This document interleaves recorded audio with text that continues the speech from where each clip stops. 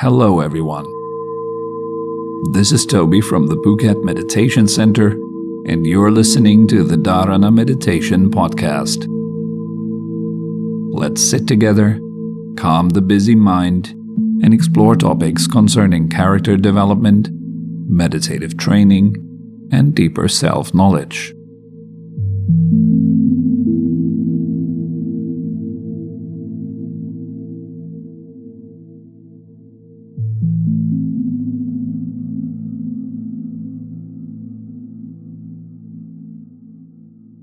So let's begin by sitting upright.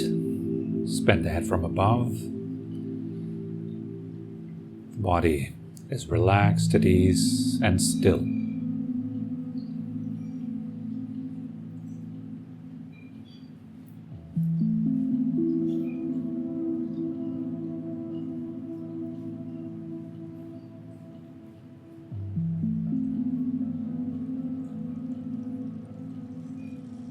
Breathing in a way that feels nice, that's comfortable.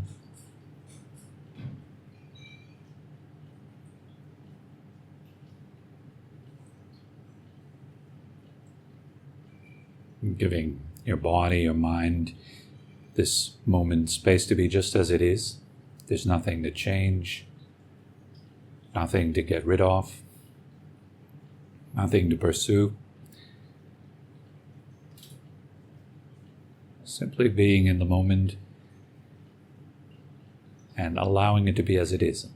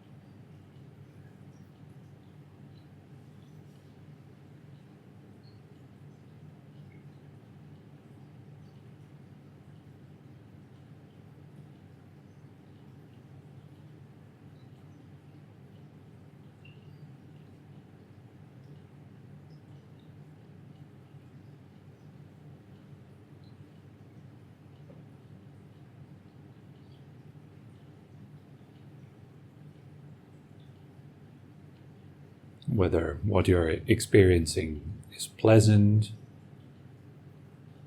unpleasant, or neutral, allow it to be that way. It's all right to be pleasant, it's all right to be unpleasant, and it's all right to be neither.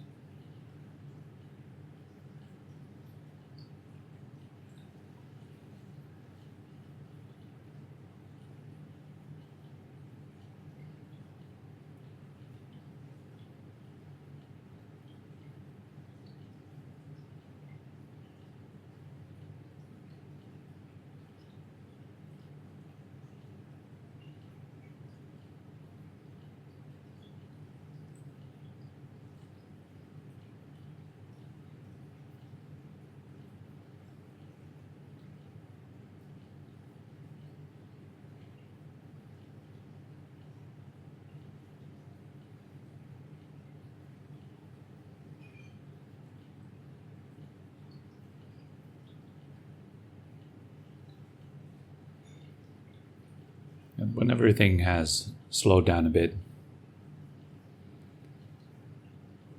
we're coming to the first stage of the training, settling the body properly, breathing in, feeling your legs, saturating your legs with consciousness, breathing out, softening, letting go of any unnecessary tension, contraction in your legs. Let it all melt away.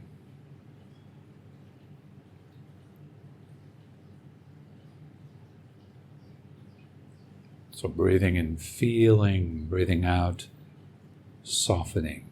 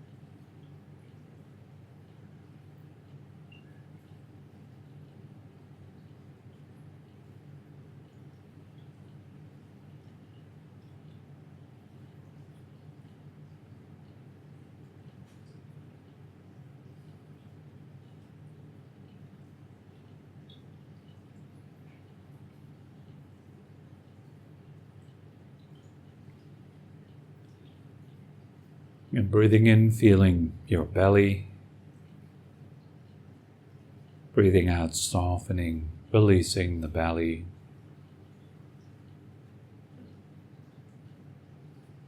And allow that wave of release to keep moving down into your legs.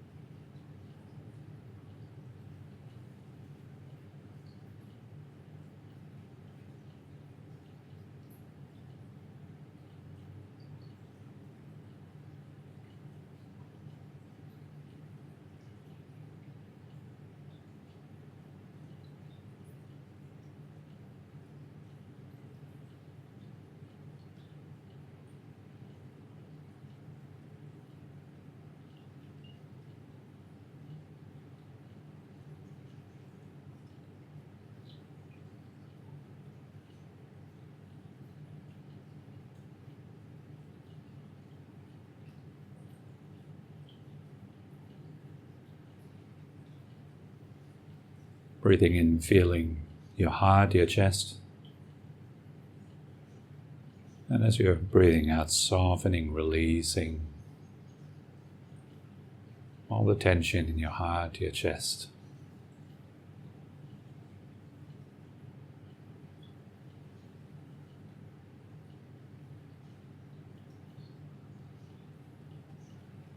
Let that release travel further down through your belly, into your legs.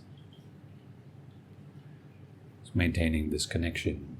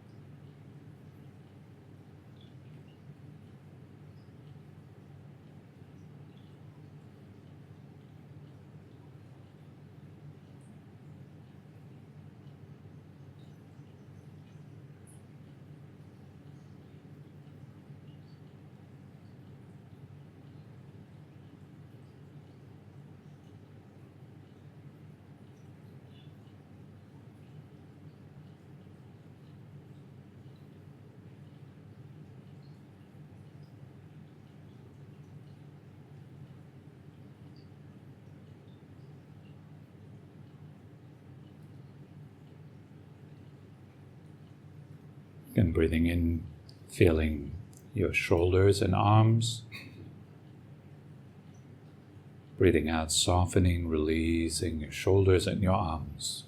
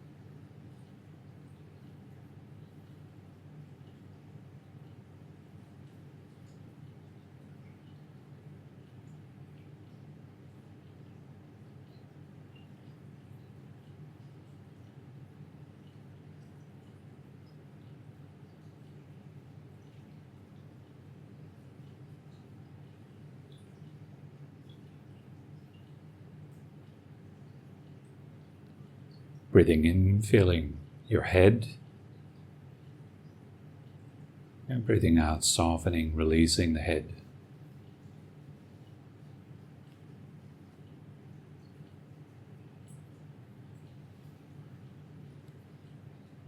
And let the wave travel down into your whole body. Releasing, softening, melting on the inside.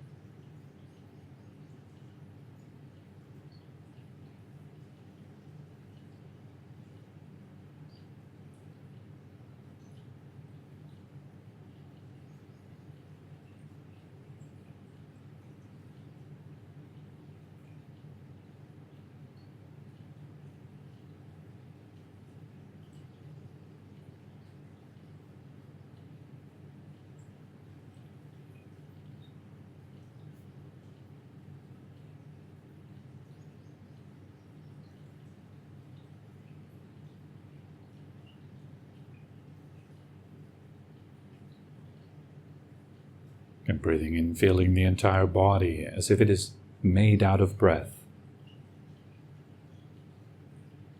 Breathing out, softening, releasing through the entire body. Let your body become empty, spacious, open.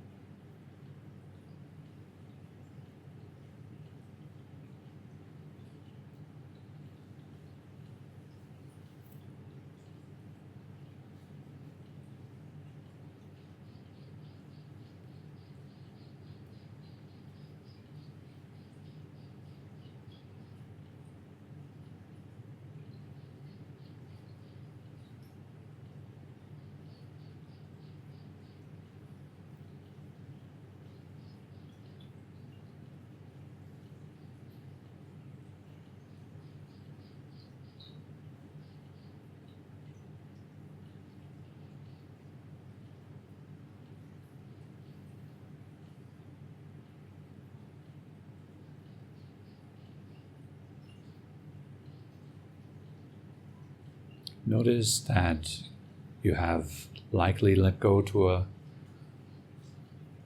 significant extent of past and future thoughts, being here, present with your body.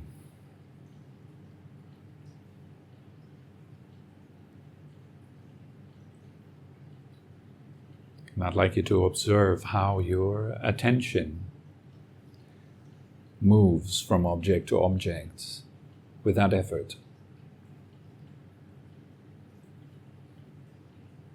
We're going to use 3 common objects: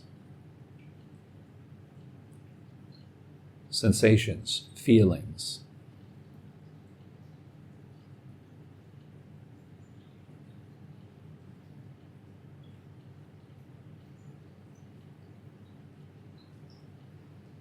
sound,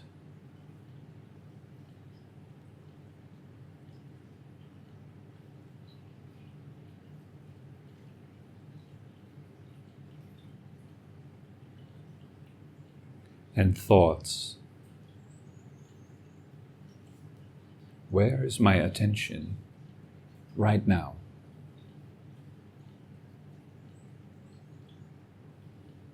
Ask yourself this silent question: where is my attention right now? Hearing, feeling, hearing, thinking, feeling, and so on. We keep track of the movement of our attention, simply remaining aware, knowing, observing, knowing what is happening while it is happening.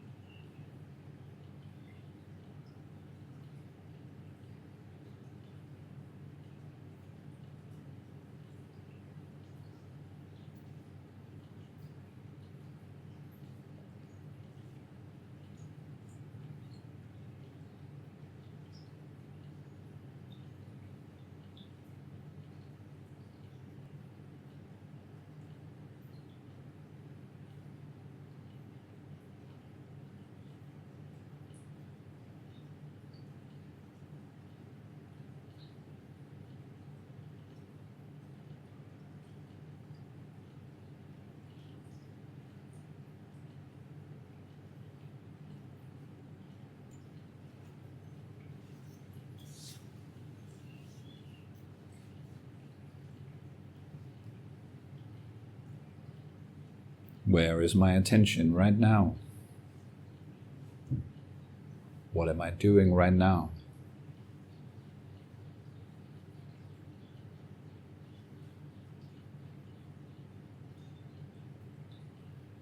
What is happening right now?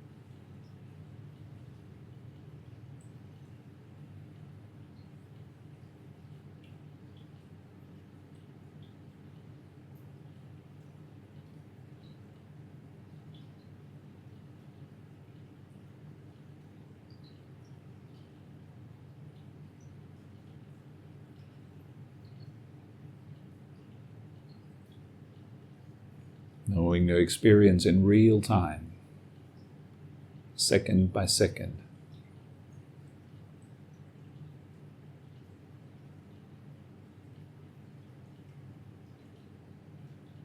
How quickly the attention moves from object to object, from feeling to feeling, from sound to sound, quickly and without any effort.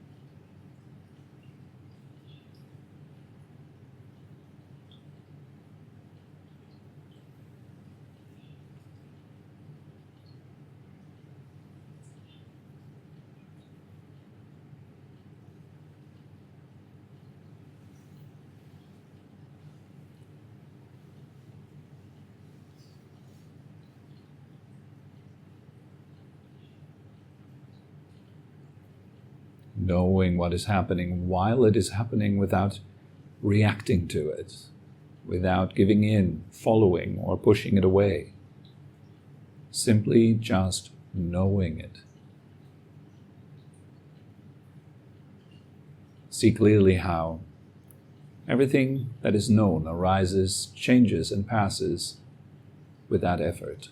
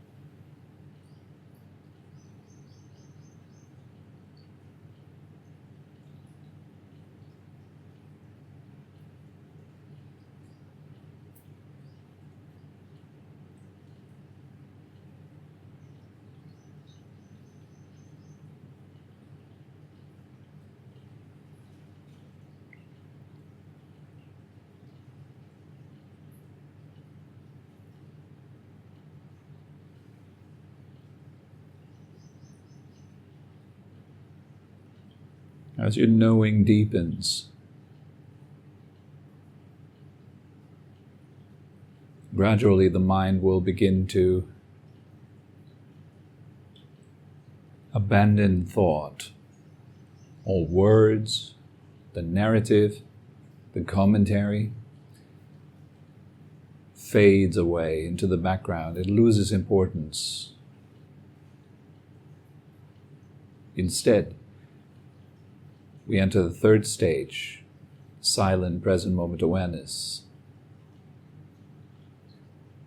becoming like a mirror, just reflecting what is in front of it, without commenting, without any words, pure, simple reflection.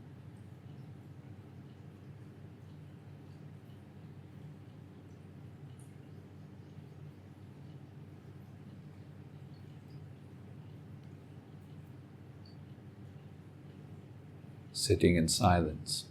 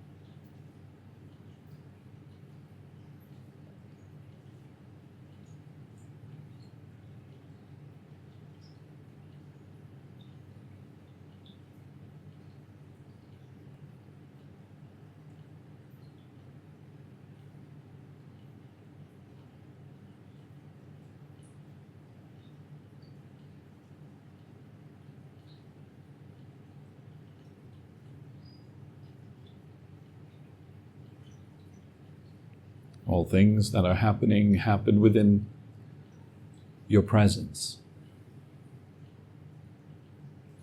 to take place as an experience inside of yourself.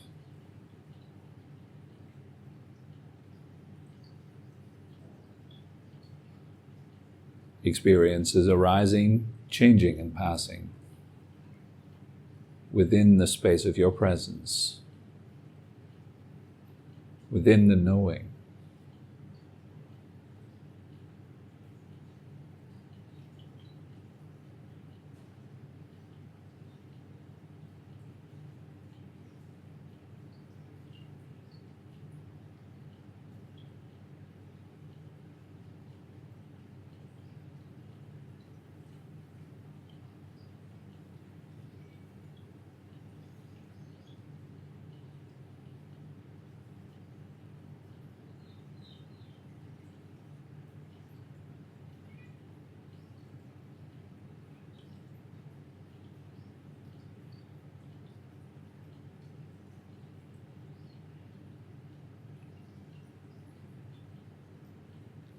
Now, when you have further settled down like this, you're now present, you're alert, aware.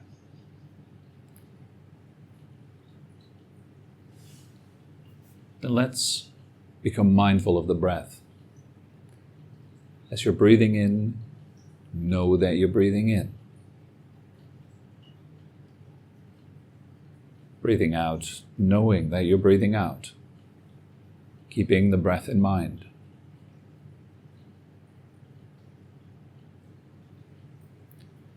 The opposite of mindfulness here is forgetfulness, forgetting the breath,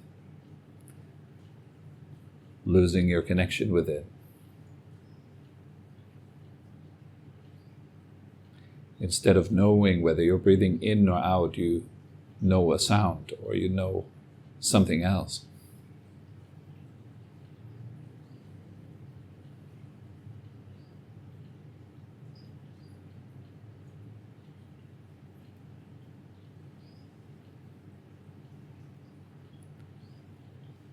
Just make it your aim to know a single breath.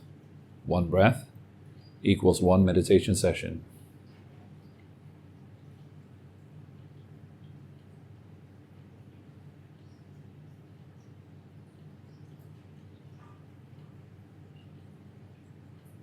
Knowing when the in-breath begins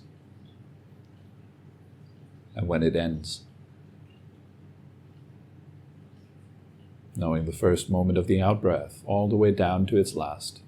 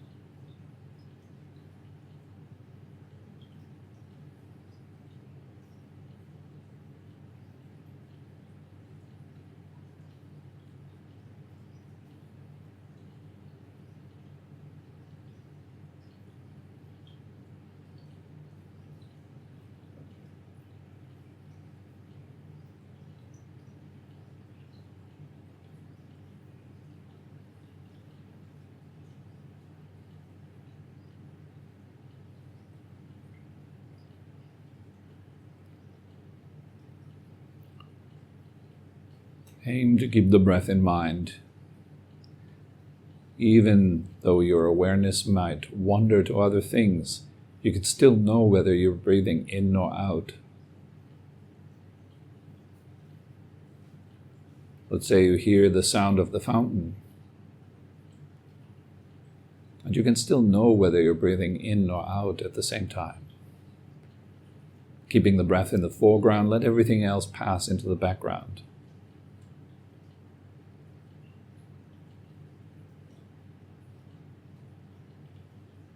There's no point in trying to block out anything. Instead, bring more emphasis to the breath, to knowing the breath.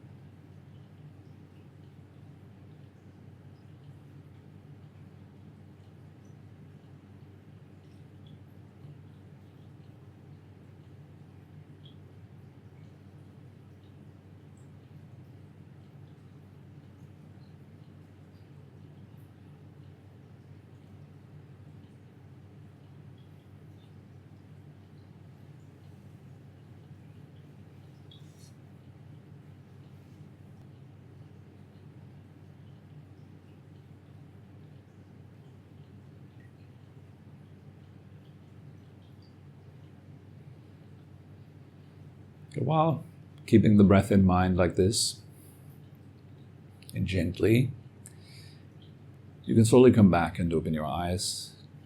Stretch a bit if you like.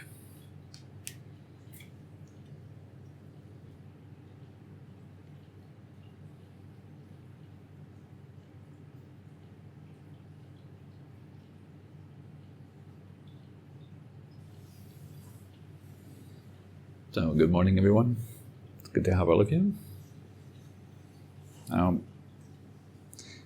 I've received another question. It's actually the same question, but I treat it in two parts. Last week, we did the first part, talking about visualization. The question was very simple, like, can you elaborate a little bit, or can you talk a little bit more about visualization and manifestation? So last Tuesday, we were going through the topic visualization a little bit. So today, talk a little bit more about manifestation.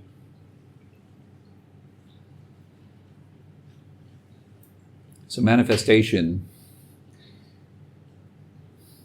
is surely often used. You look all around social media and so on, like quite a lot of so-called spiritual people are using manifestation techniques and so on and so forth. Let's have a look at what this actually is. What is it to manifest something? What does it mean to manifest? How could we define it?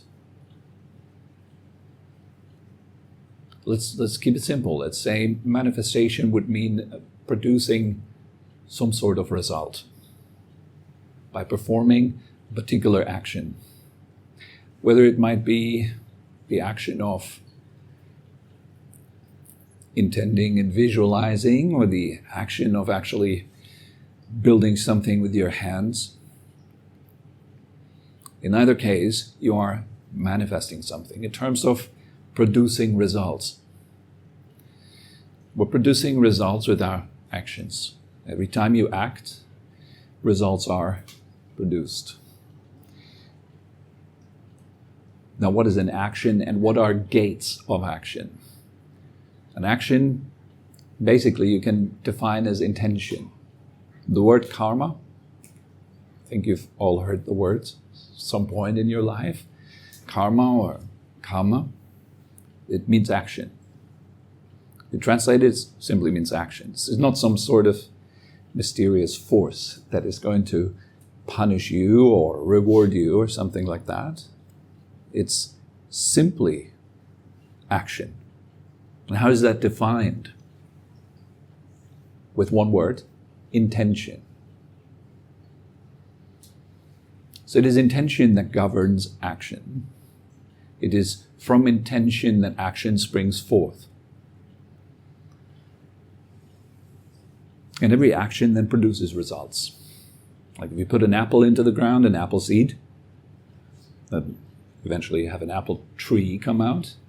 That apple tree bears fruit, many apples, and each apple has many seeds, and so on and so forth. You see, it's quite complex. It's not just one action, one result. If I'm wondering, well, why in this lifetime am I not able to make enough money? Let's say that's on your mind, that question. Why can't I make enough money in this lifetime? Well, it might be because I was a bad boy in my last life, didn't do all the right karma, and so now I'm poor. A lot of people argue that way, but it's too simple. It's too simple.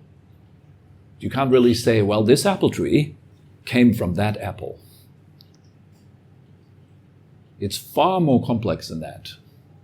First of all, it's difficult to trace what apple tree precisely came from what apple, and it goes further back. Where did that apple come from? And so on and so on. You see, it's infinite. If you stretch out, if you go back, it's quite infinite. It's a massive, infinite, interconnected web of intentionality, of actions, and their results. Then we are experiencing the results of our actions right now. So You're experiencing the result of your manifestations right now. Basically, we are continuously manifesting. You're manifesting in your dreams, you're manifesting while you're awake, when you wake up, when you have intentions, you have desires, wants, and so on. You manifest.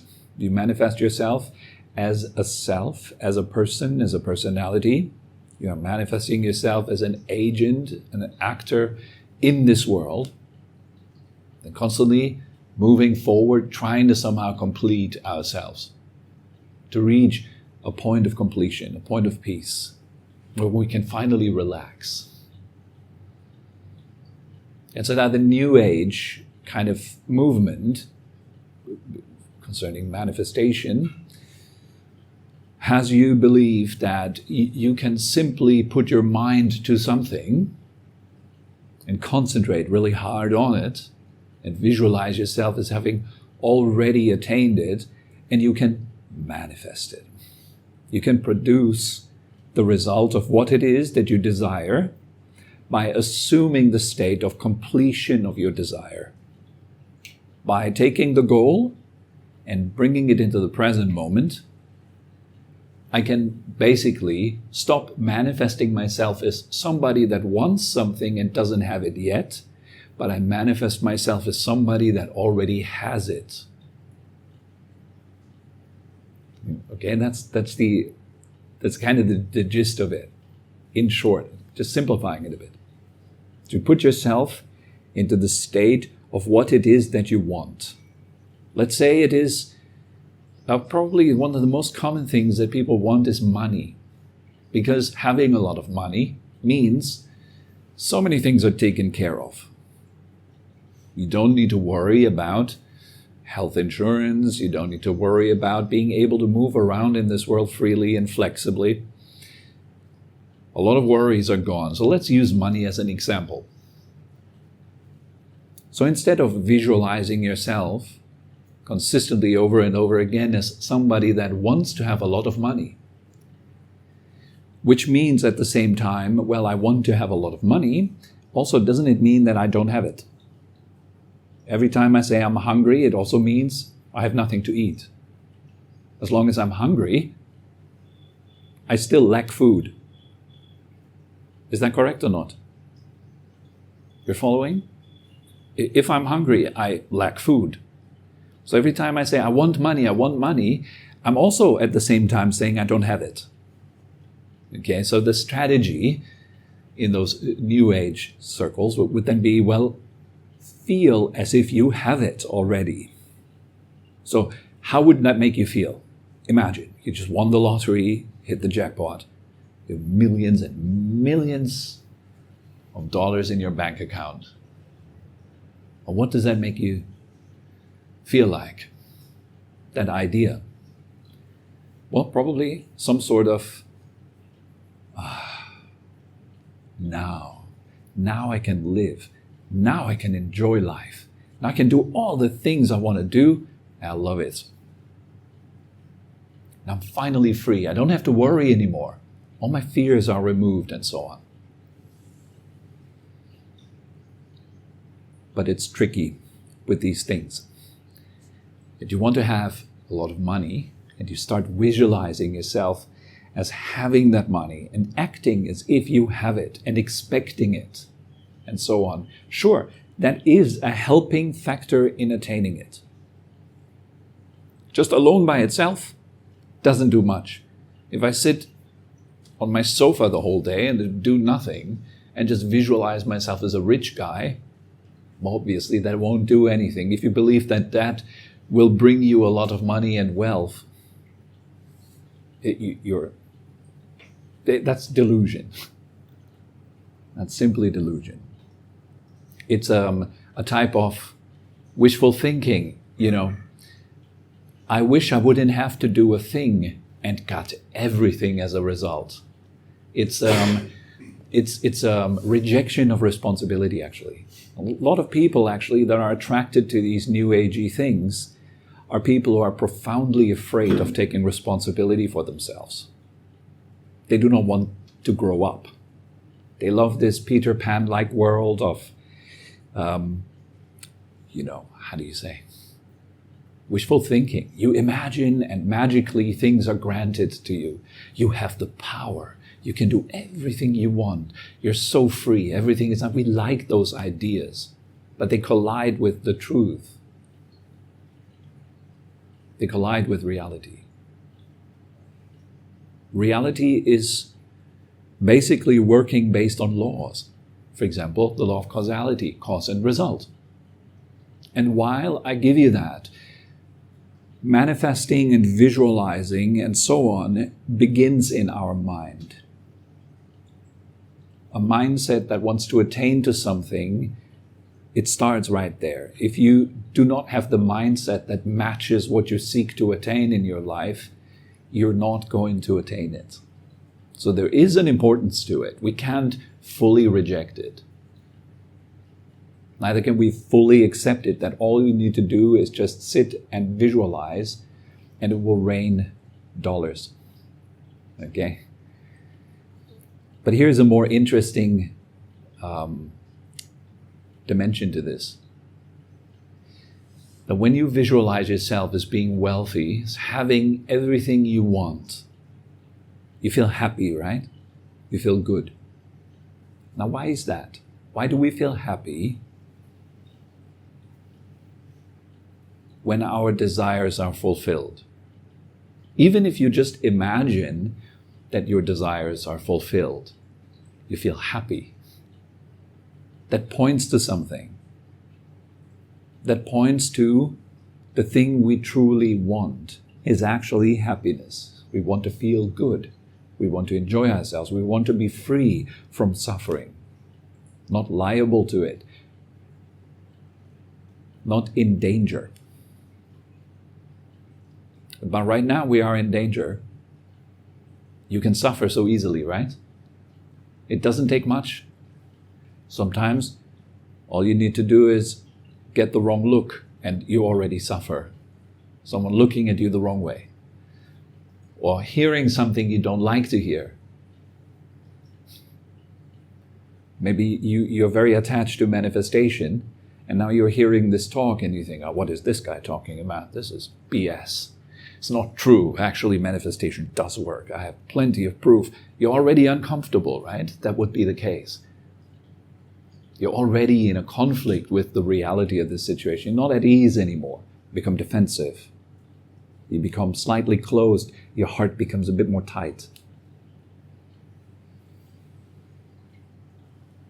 We're so sensitive. So easy to suffer.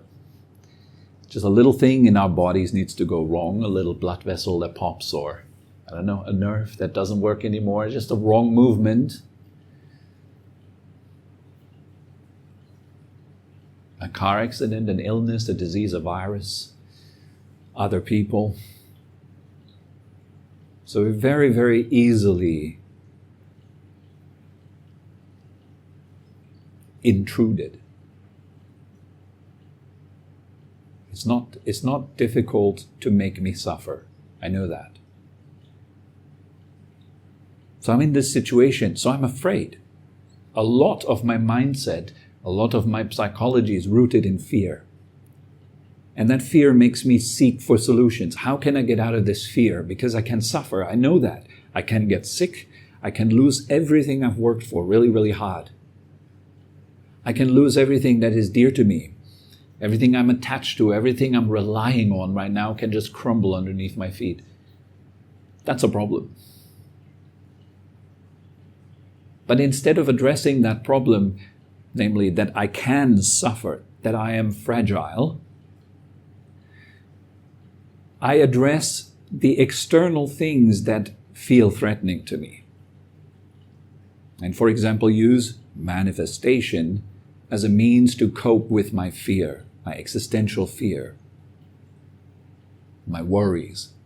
Instead of actually addressing suffering as the root problem, I address many things that could make me suffer, like being poor. And then somebody comes along and says, hey, you just visualize yourself as rich and you'll be rich. And I like that. It's a simple solution, apparently, especially if it's packaged in a very glossy kind of movie that makes it really appetizing with scientists and so on. But then we feel, wow, this stuff really works. Just the mind is vibration. We just swallow these things. The mind is vibration. And every thought is a vibration. And we just sit in front of this and nod our heads and go, yeah, this sounds true, so it must be true. In reality, we ignore the fact that we really want to believe this. Finally, something that can save me from my predicament that I could suffer. And on top of that, it's such an easy method that I do not even have to move a finger. I just only put my mind into the right state, and it will rain dollars. It's amazing. I like that. The child in me enjoys that. The child that doesn't want to work hard. Let's face it, I think most of us don't really appreciate having to work hard to get results. So if someone can sell you something that promises you, hey, want to lose some weight? I have the ultimate method. It's called the ultimate method. And here is science to back it up. And here is testimonials to back it up. Here's a before and an after picture, and so on and so forth, until you somehow believe, yeah, I can lose 40 kilos in 3 days with using the ultimate method. That's how it works. It's just clever marketing. And the marketing plays with this desire that I do not want to expend energy, but I want to get the results of as if I had expended a lot of energy. So I don't want to do anything, just push the button and get the result. That would be best. Not even push the button. Just clap my hand. Just don't do anything. Just visualize.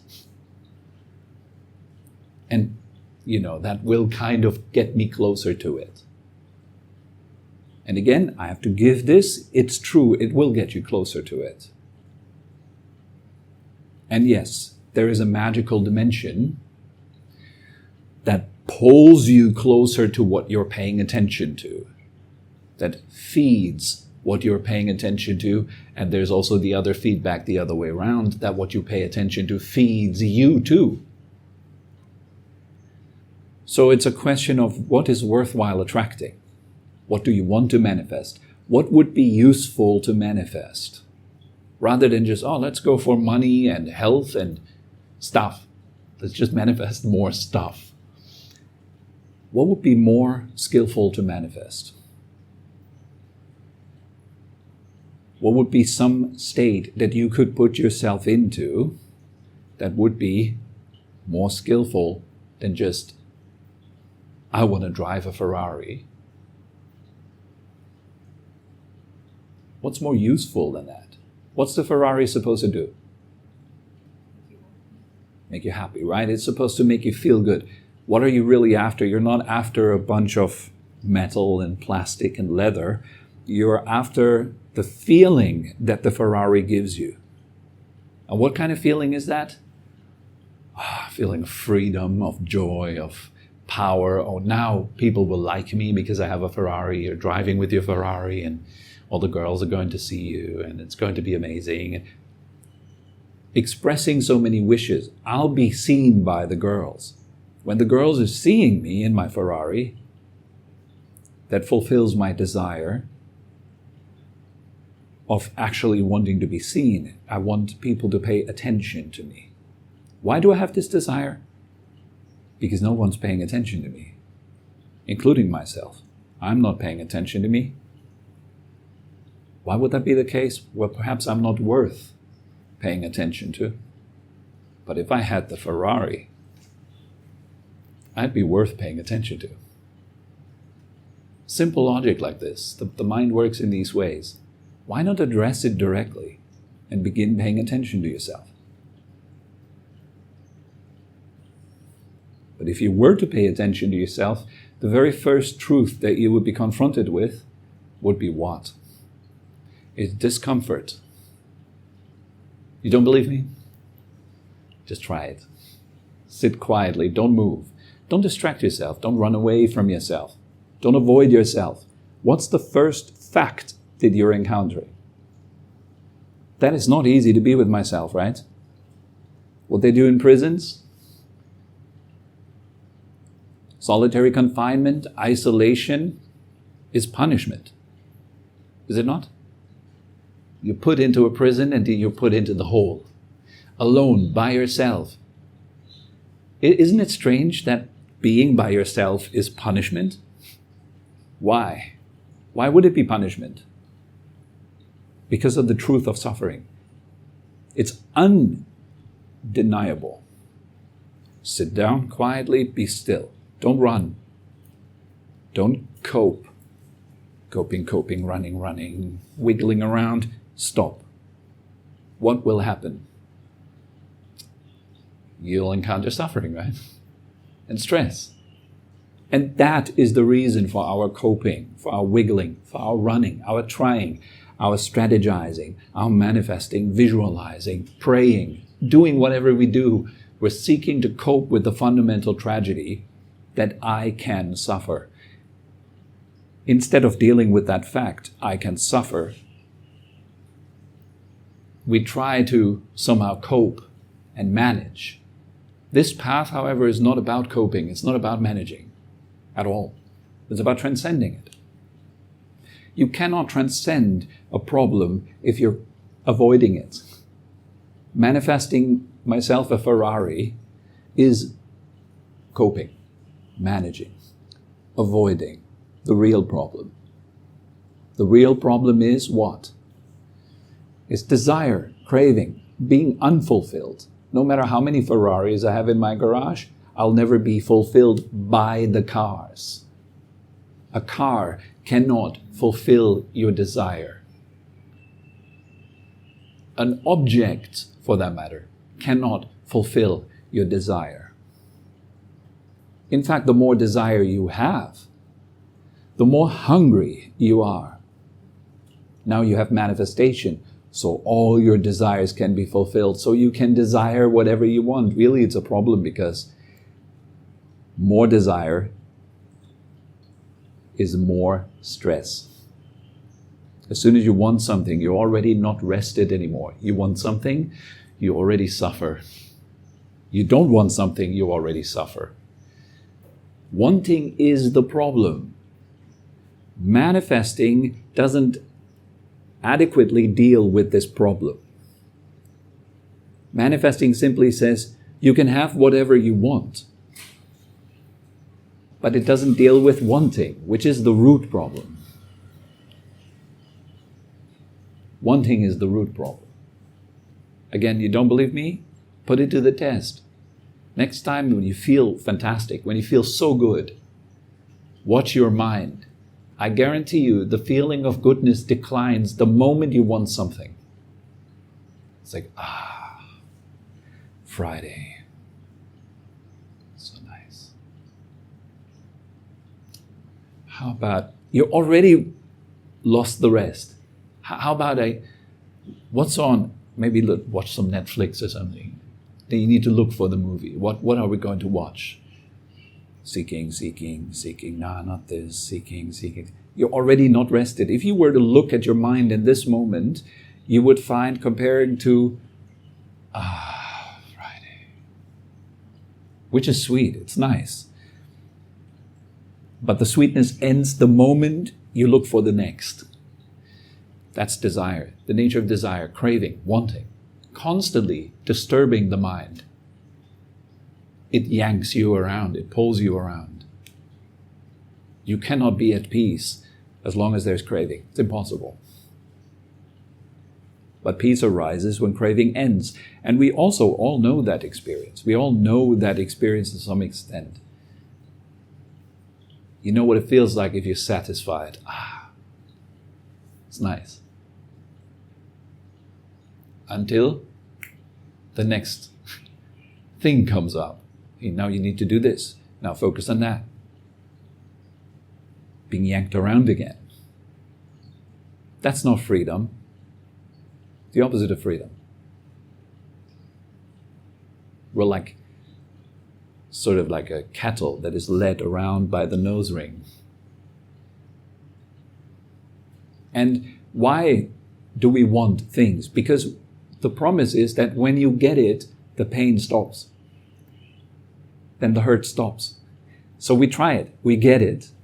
And yes, indeed, the pain stops. Now, why does the pain stop? Because you got the thing? Is it the thing that made your pain stop? I give you something? It must be because of the remote control, right? You're feeling so good now because of the remote control. It's because you really wanted the remote control. I saw you were eyeing it. So now I gave you the remote control. Now the desire ends, right? That's why you feel good. Only reason. You feel good because the desire ends. You're not pestered anymore by your unfulfilled desire.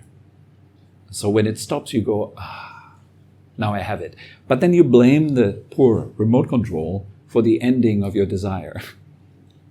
You think I'm feeling good because I have the thing now. That's wrong. The manifestation problem is that one, you're increasing your desire. It's like you're drinking salt water that will increase your thirst. Doesn't matter how much salt water you drink, it just will get worse. You'll get more and more thirsty instead of less. The more you can manifest, the more you can do, the more bewildered the mind is going to end up. Now you need to choose, who do you want to become, what do you want to be? Well, you need to sit and visualize yourself as being that already. And funny enough, putting yourself into a state of satisfaction, right? I'm a millionaire. To the point, it's even said in the instructions, where you do not even want to be a millionaire anymore because you're really feeling like one. Why not just start with not wanting anything altogether? There's a little story from Ajahn Brahm, which is quite funny. I've heard it from him, so I'm going to try to recount it. There's 5 little boys. They sit by the roadside. All of a sudden, I'm adapting the story a bit, okay? All of a sudden, an empty bottle rolls past them. The first boy picks it up and he rubs it clean and a genie comes out. And the genie says, you each have a wish. You can wish for whatever you want. Wow. The first boy is like, that's amazing. Okay. I'm really hungry right now. Give me the world's best cheeseburger. And there it is. The world's best cheeseburger. So the little boy is super happy. It's like, wow. Eats his burger. Second boy thinks a bit. It's like, He gets a cheeseburger, but after he's finished the cheeseburger, that's it.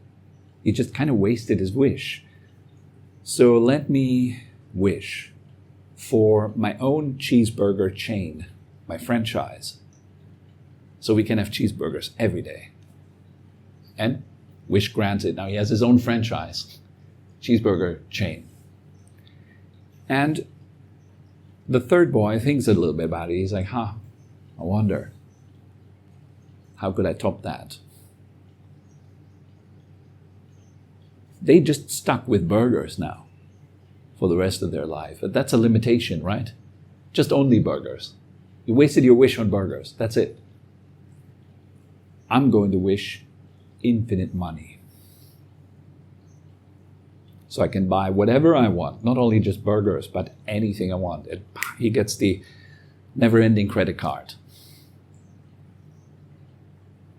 The fourth boy thinks, how could I top that?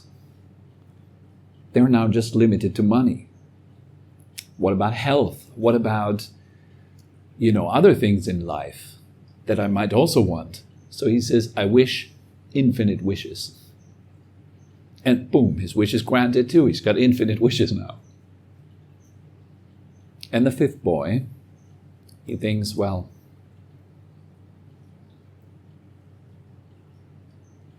all that is kind of unreliable.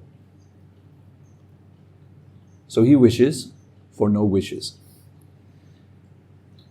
by this one topping all the others. The more wishes you have, the worse.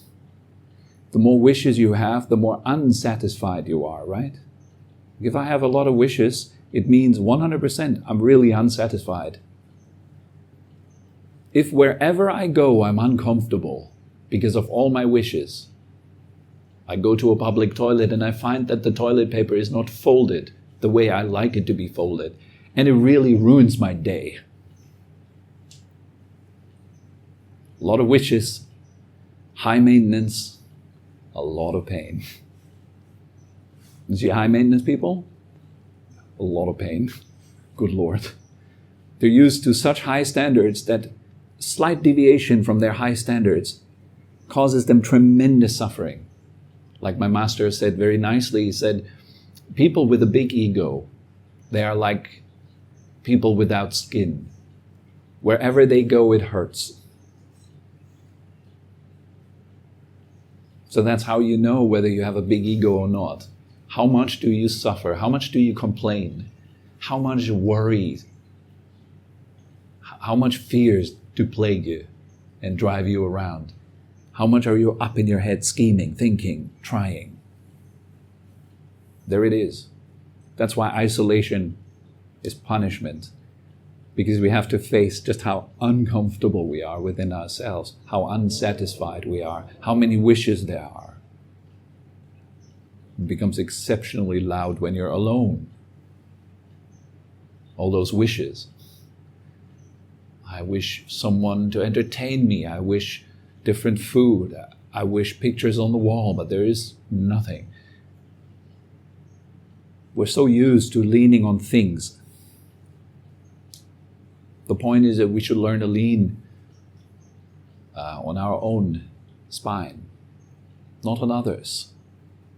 To be independent and free means first and foremost to be independent of your wishes, to exist independently, to be at peace with the way things are.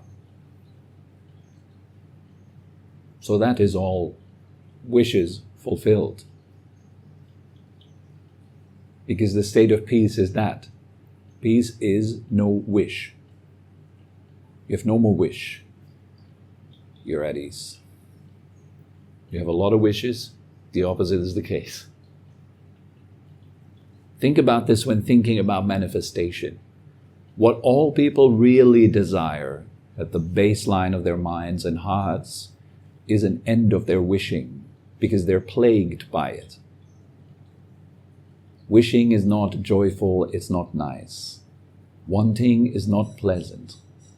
Anybody that has even the tiniest introspective insight, they look at themselves, even the tiniest knowledge of their own mind can verify this. The moment wanting arises, I'm already disturbed. It's not pleasant at all. That's why this whole manifestation thing isn't for me. I don't like it. Not anymore. And if I apply it, it is only for the path. So instead of thinking myself into someone that can't meditate and hopes that he can meditate at some point, I see myself as somebody that can. That I think is a bit more practical than having a Ferrari or something like that. The way we see ourselves in the way it pertains to the path. You can make use of it that way, and I think it would still be skillful. But then using it for like stuff, I mean, it's rather childish, I think. It's not stuff that's going to make you happy. And any kind of theory that kind of sells it that way, you'll be happy because of more stuff. I think it's essentially leading you away from yourself, enslaving you more. Thus, perhaps even we can call it an evil philosophy, that you will be fulfilled by stuff. It's the devil's game. All right, guys, that's all that comes to mind for today. Okay? All good? And thank you very much for coming. Have a good time. We hope you enjoyed this episode and had a meaningful time. For more information and upcoming events, head over to our website at phuket-meditation.com. Thank you very much for listening and have a wonderful day.